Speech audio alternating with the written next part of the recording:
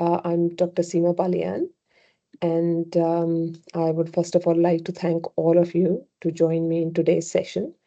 I hope that you will be finding today's session quite useful.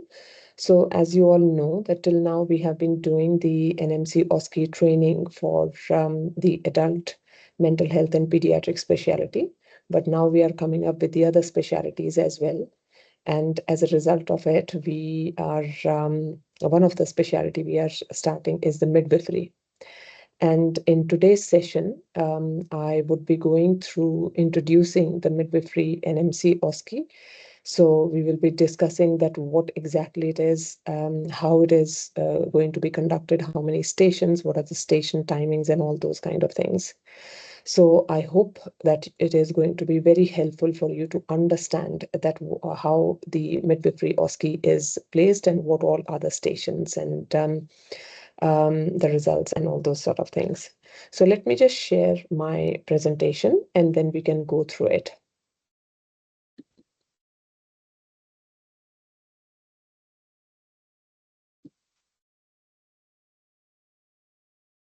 Okay, so I'm sure that you would be able to see my screen. And as I said, that we are going to be going through in the introductory slides for NMC OSCE for midwives. So before we embark on that one, I think a little bit about the NMC OSCE. So I hope that all of you understand that what OSCE means, but just to sort of clarify, OSCE is the abbreviation for Objective Structural Clinical Exam. So as you all know that there is for the NMC PIN number, you will need to give the theoretical exam, which is in the form of the CBT or a computer-based test, but you are also required to give a practical exam where you can demonstrate the knowledge of all of the skills and actually perform those skills. So that part of the NMC OSCE or part 2 of the NMC OSCE is called as the objective structural clinical exam. So it comprises of 10 stations, which means that you will be required to go through 10 stations and perform the task which are going to be allotted to you. And as I have already told you that this is the exam where your practical aspect of the eligibility for NMC registration as a midwife is going to be checked. Currently, this exam is only taken in UK, and there are 5 test centers where you can give the OSCE exams, and those are the Ulster University in Northern Ireland, Oxford Brook University in Oxford and Swindon. So they have 2 campuses. Then Northampton University, Northumbria University, and Leeds University. So you can take the exams for OSCE in any of these universities. What to expect in the test center? Now, obviously, the location is different for all of the 5 test center, but essentially all of them, they operate on the same principles and under the same similar conditions. The exam is kept as similar as possible in all of the test centers. So it is going to be the same criteria and the similar kind of setup which is going to be used. Normally, the setup is going to be that there is a patient bay for each individual stations. The examination is overseen by an invigilator. And in each of the bay, there is an assessor. So when you go for the exam, you will be assigned a bay where you are going to be giving all of your 10 stations. So there is also an area where you can wait for some time, and there is also a place where all of the equipments are there, so you can make yourself familiar with the equipment. All of the exam is recorded for moderation and review purposes. And although the wearing of the mask is not necessary in nowadays, but in some of the stations you might need to wear PPE depending upon what station it is. So this is just like a picture of a typical setup. So you can see that there is a patient. Sometime there is a live patient who is going to be there, and sometimes there are mannequins. It depends upon station to station and what task you are going to be performing. So whether it is a mannequin or a patient, you will need to consider as if that you are talking to an actual patient, and you will need to at all times behave in the same condition as you will be behaving in the actual setup with an actual patient. So apart from that, you can see that there's a few other things which are going to be there in the room. So there is a cardiac table. There are some equipments to measure blood pressure, temperature, and all those things. There will be clinical waste bin, domestic waste bin. There will be some table, chairs. Yeah, there is going to be a basin where you can wash your hands, the gloves, apron, so where you can, if required, you can have the PPE. Hand sanitizer is also going to be over there. There is also going to be a place where an examiner will be sitting and observing. And as I said, that it is all recorded. And because these are all time-bound station, there is also going to be a timer where, so please make sure that you know where the timer is and make yourself familiar so that you can know that how much time is allotted and how much time is still left when you are doing your stations. So again, you can see a typical setting, what we have just described. About the equipment, as I have already said, that all of the equipments are provided. They are all standardized and commonly used equipment.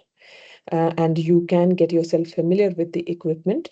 But as part of the training that what we provide at Charkos, we always make sure that all of the instruments and equipments that what we use are as per the equipment list provided by the NMC. And most of the time, you are going to get exactly the same equipments as you will be training in our training center. So please do not worry about the equipments. So there are some more common equipments which are there. So these are pretty much very, very common, and I hope that most of you will be already familiar with these equipments. So these are some of the midwifery related equipments. You can see that there is a Pinard stethoscope, which is used to check the fetal heart rate. And then there is a birthing mannequin. And also, please get yourself familiar to the fetal Doppler as well. So nowadays, even that is used for to check the fetal heart rate.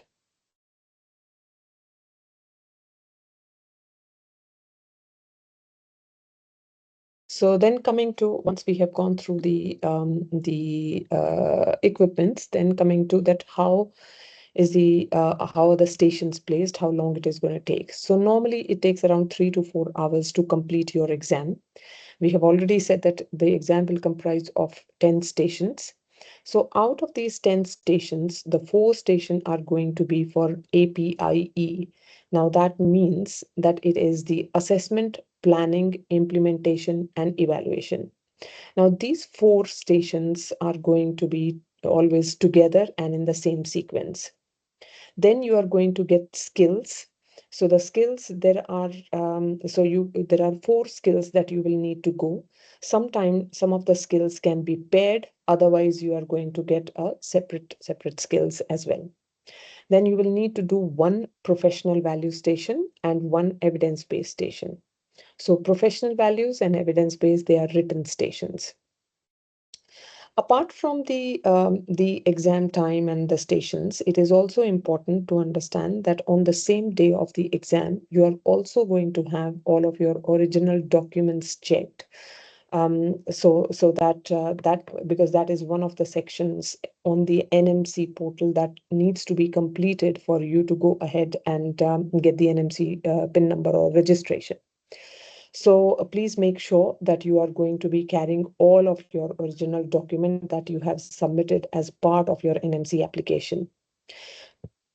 So when we are going to be booking the exam or your OSCE slot, normally the university is going to be sending you the document list when they send you the confirmation. So please make sure that you have made yourself familiar with that document list and that you have taken all of your documents according to that list.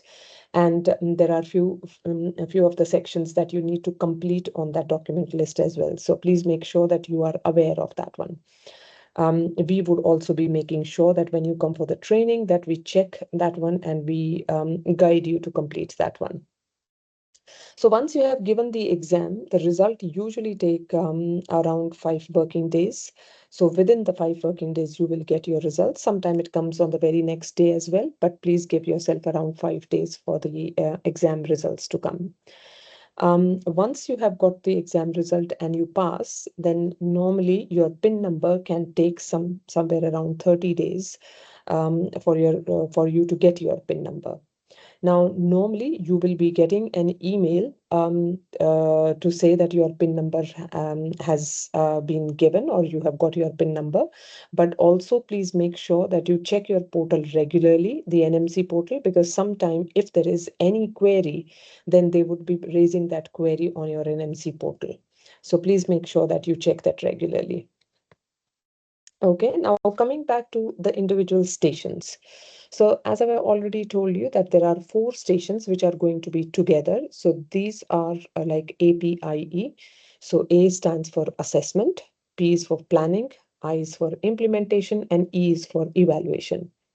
Now, there are different times that you will get for to complete those ones. And normally that time is including your reading time of the question as well. So you will not get any extra time to read the scenario question. So please make sure that you are aware of that one.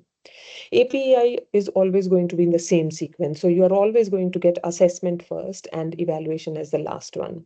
And as you can see that it is like your patient's journey. So it is, you are going to get the same patient and the same scenario, which you will need to continue from assessment till evaluation. So then coming to assessment. So assessment is basically where you are going to be assessing the patient. So you will get a scenario, and depending upon the scenario, you are going to make an assessment of the patient. So you will be getting 20 minutes to complete this station. Apart from the history that you will be taking, you will also need to do the assessment for some basic observations of the patient, like airway, breathing, circulation. So in which you will be checking the respiratory rate, the pulse, temperature, blood pressure, capillary refill, all those kind of things that you will be checking. And as part of this assessment, you will also be required to complete a form. It can be a MEOWS chart, which is the maternal early maternal observations that you are going to be putting in that. But also depending upon your station, it can also be a partogram that you might need to complete as part of this one. So just to show you that although we will be discussing this in more detail in another station or another video, but this is how a MEOWS chart looks like. So it is where you are going to be plotting the observations. And this is how a partogram will look like. A partogram is usually completed when you are getting a scenario when the patient is already in labor. So you are going to be completing a partogram for that one. So these were the part of the assessment. Then coming to planning. Planning is a silent station. So you will be getting 14 minutes and to complete this station. And in this one, you will need to write a care plan. And the care plan, you will need to write it in an S-bar technique. So you will need to use a black pen to complete this station. You are going to get an A4 sheet to complete this station, and you can use one or two, both sides of the pages of an A4 sheet, but it is going to be in a S-bar technique. So you will need to just jot down the points of how you are going to be planning the care of that patient, depending upon what was your assessment and what is the scenario that you have got. Now, because it's a written station, please make sure that your handwriting is legible and that you are not rewriting, overwriting, or crossing out too much.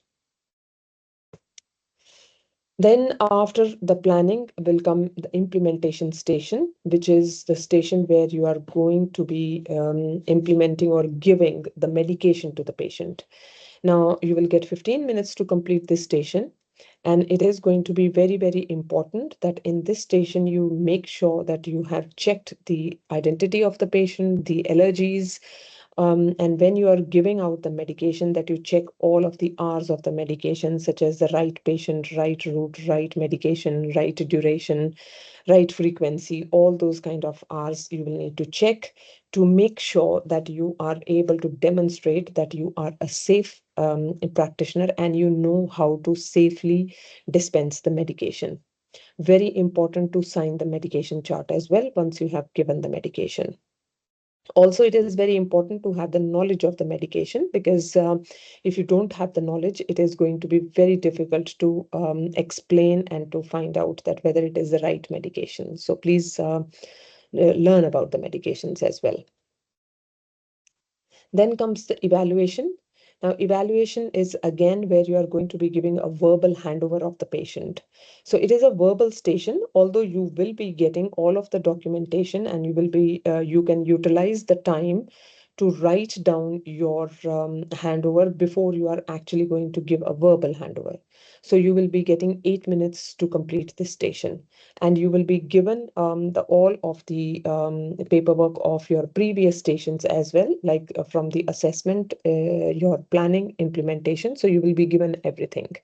Although, just to make sure that you understand this, that you are not allowed to change anything in the paperwork, which is your assessment, planning, or implementation paperwork, and hence you are going to get a different colored pen to sort of use in this station. So this is the part where you are completing the APIE, and then you come to the skills stations. Now there are in total 10 skills, out of which you are going to get any 4 skills. Now the 10 stations, there are stations of a normal birth. Then there are 2 birth scenarios which you will be having. And in these birth scenarios, there are different type of emergency birth scenarios which are going to be there, for which you will need to demonstrate the knowledge of if you get any of them. Then there is an intramuscular injection. Then you will also can be asked about the systemic examination of the newborn, in which you are going to be checking various sort of aspects.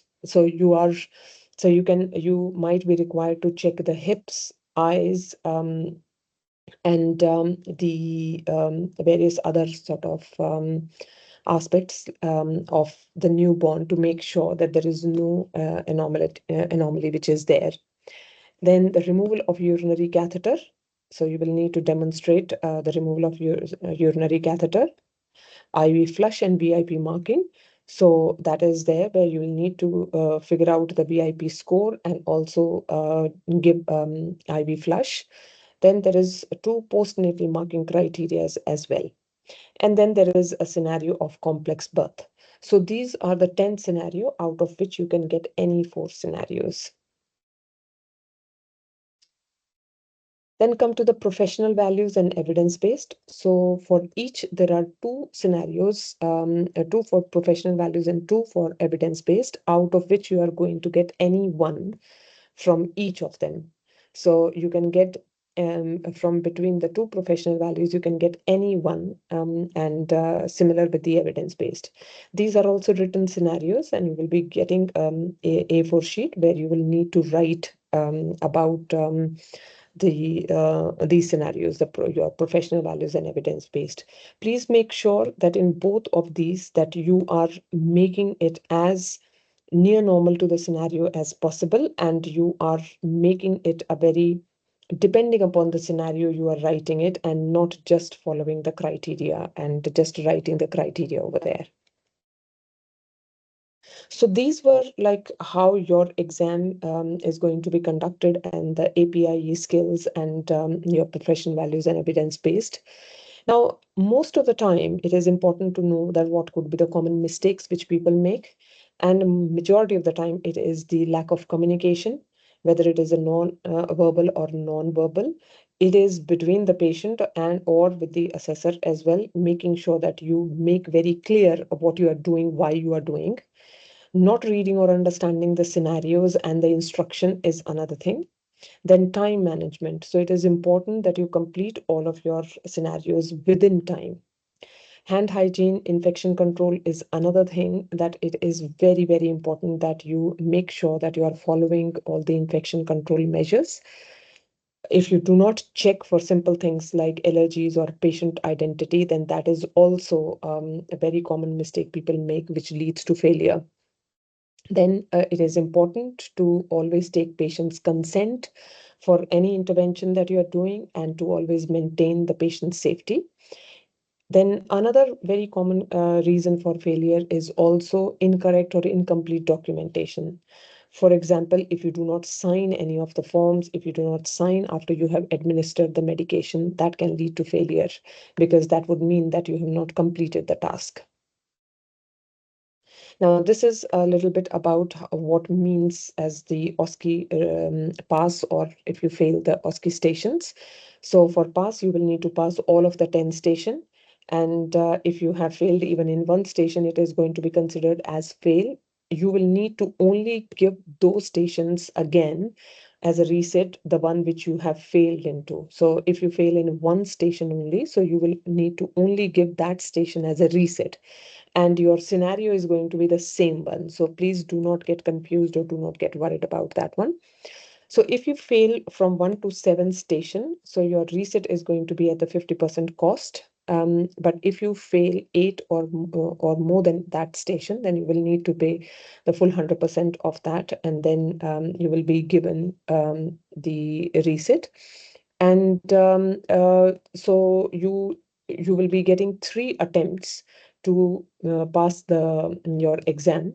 So if you are not able to pass the exam even in 3 attempts, then that is going to mean that you are considered as a full fail, and that you will need to wait for 6 months before you can start your registration process again, and then can give the OSCEs again. So hopefully you will not require to do any of that one. And I hope that with the training that Charkos is going to provide you, that you will be passing your exam in the first attempt itself. So the tips, although all of us know about it, but still I'm going to tell you some of the tips. So please try and stay calm in the exam, because half of the issues happen because you are too anxious or very nervous, which is understandable because it's an exam, so you are going to be nervous. So, but try and be as calm as possible. Then practice, practice, and more practice. So practice is going to make you perfect. So please make sure that you practice enough so that you are able to demonstrate your your skills and the API sort of thing within the given time. Read the scenarios and instructions properly. Manage your time. Verbalize the mistake if you have made any, and try and give the correct version, that how you are going to be correcting if you make any mistake. Then self-care is also very important. Please make sure that you have rested well before the exam. You have had plenty of water to drink. You have had something to eat. Because remember, you will need lots of glucose and energy to make sure that your mind is working at its full capacity. Look presentable, but avoid anything which can cause infection. That is another important tip. Now, this is just to sort of leave you with a little bit of another tip, that how you can plan your entry and plan your stations. It might not be relevant to all of the stations, such as the skills. Sometimes you do not require to do the introductory 6 and the exam, but the examiner is going to tell you if you're not required to. What we mean by introductory 6 is that making sure that you enter the room safely, you do your hand hygiene, whether it is washing your hands or whether using the hand gel. You introduce yourself. You confirm the patient ID by doing the 3-way ID checks, by checking the verbal checking of their name, date of birth, by checking the documentation and checking the ID band. Make sure that you check for the allergies, and then explain the purpose of your visit and gain the consent from the patient. So you can see the 7 steps of hand hygiene. So make yourself familiar with them. Get used to performing the hand hygiene using the 7 steps of hand hygiene as per WHO. And I think that if you follow all of these things, I'm sure that you are going to be as happy as these nurses over here, and you are going to pass your exam with flying colors. So again, thank you very much for listening and staying and contacting Charkos. I'm sure that this video would be useful and helpful for you to understand the format of the exam and what all is there. And I would encourage all of you to get in touch with us, to contact Charkos. You can go on our website at www.charkosglobal.com, and you will be able to book your training, book your exams with us, and we will be helping you out with all of the further scenarios. Also, please watch out for more videos where we are going to be giving you detailed explanation of all of the stations and taking you through all of the various kind of forms and how to complete those forms. So again, thank you very much for listening and staying with me. I hope you have a nice day. Thank you very much. Take care. Bye-bye.